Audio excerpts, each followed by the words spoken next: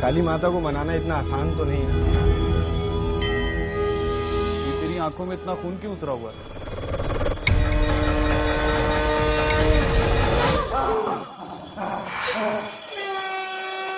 क्या बकवास बातें कर रहा है यार तू?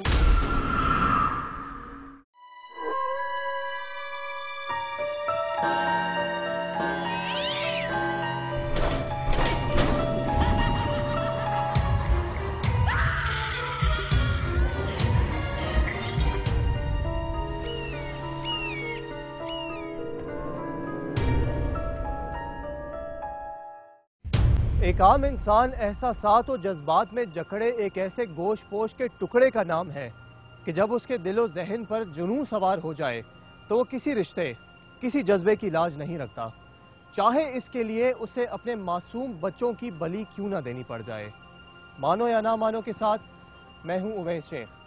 हमारा मकसद किसी मजहब या उसके अकायद पर तनकीद करना हरगिज नहीं है, बल्कि ये बताना मकसूद है कि इल्म आगही की कमी की वजह से कभी कभी इंसान खुद साख्ता गैर मजहबी फसुर्दा रवायात में इतना आगे चला जाता है कि इंसानियत भी कांप उठती है।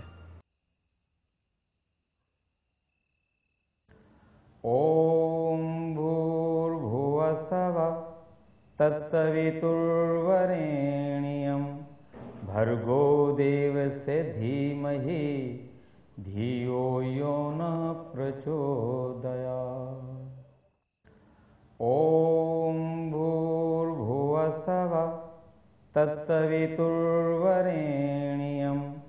भर्गो देवस्य धीमहि धियो यो नः प्रचोदयात्।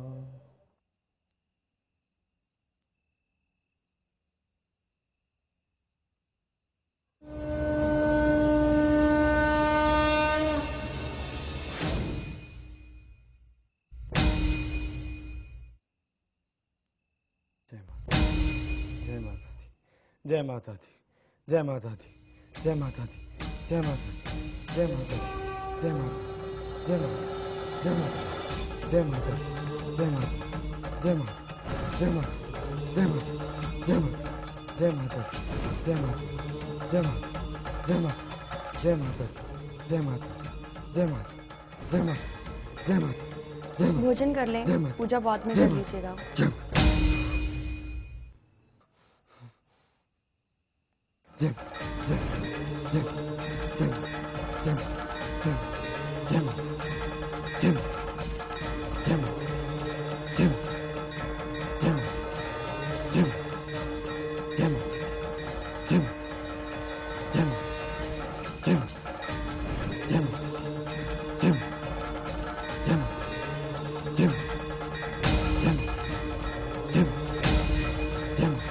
ये राम, ये उपवास कैसे रखेंगे?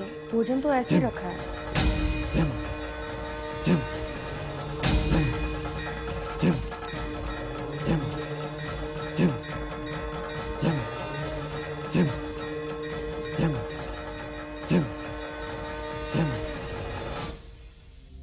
मीरपुर खास के करीब नोकोट रोड पर मीरवा गोरचानी वाक़ है, जहां पर हिंदू और ईसाई सब मिलजुल कर रहते हैं और एक दूसरे के मजहबी अकायद का एहतराम भी करते हैं।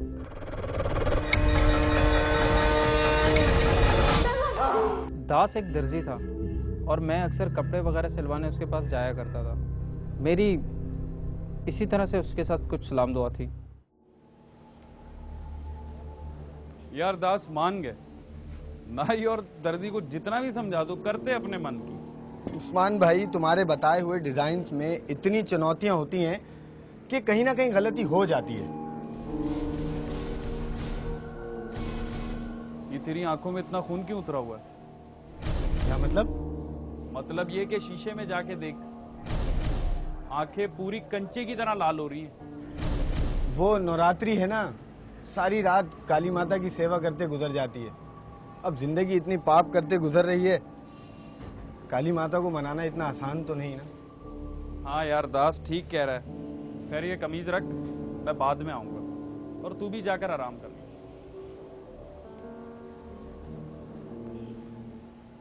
मैं दास की बात सुनकर बुरी तरह घबरा गया। और फौरन ही सलाम करके माँ से जाना बेहतर समझा। So basically the whole concept is delusional, यानी अपने लिविंग स्पेस में रह के अपना दिल और दिमाग कहीं और ले जाना, यानी ये इलिटरेसी रेट है कि हम इंसान कोई भी चीज़ पाने के लिए कोई भी हद क्रॉस कर जाते हैं जिसकी कोई लिमिट नहीं रहती।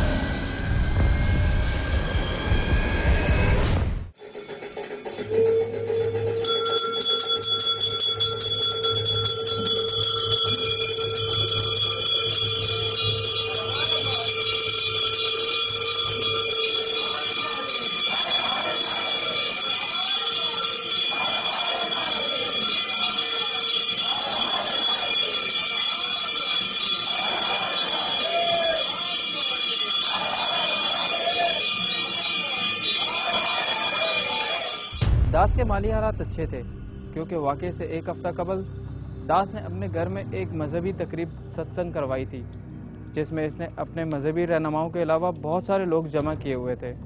मैं इस तकरीब में शामिल तो नहीं हुआ, लेकिन तकरीब के अख्ताम के बाद दास से मैं मिला था। हाँ भाई दास, कैसी रही तुम्हारी तकरीब? सब सही हो गया उस्मान भाई, और भगवान की आशा थी तो सब ठीक होना ही था, सब ठीक हो गया। और पहली बार भक्त हमारे घर आए, काली माता भी खुश थी और मैं उनका भक्त बन गया हूँ। तुझे कैसे पता? मन कहता है उस्मान भाई, मन। और क्या कहता है तेरा मन? उस्मान भाई, काली माता मुझसे बलि मांग रही है। बलि? कैसी बलि? आप नहीं समझोगे,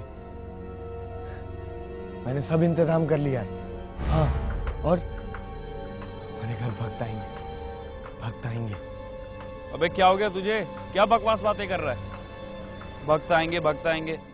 बलि उस वक्त थी जब ये पूरे हिंदुस्तान में राजधानियां थी, और राजधानियों में जो ठाकुर लोग थे जो हमेशा सेना में लड़ते थे, वो जब लड़ाई करने जाते थे उस वक्त देवी से ये प्रार्थना करते थे कि हमारी जीत हो जाए, हम ये बलि चढ़ाते हैं। लेकिन वो बलि बकरा या सांड होता था, उसकी बलि चढ़ती थी, और सिर्फ वो उनको जायज है, बाकी किसी को जायज नहीं है। काली माता ना मुझसे बहुत खुश है। वो मुझसे बात करती है। हाँ। कौन? काली माता। हे भगवान।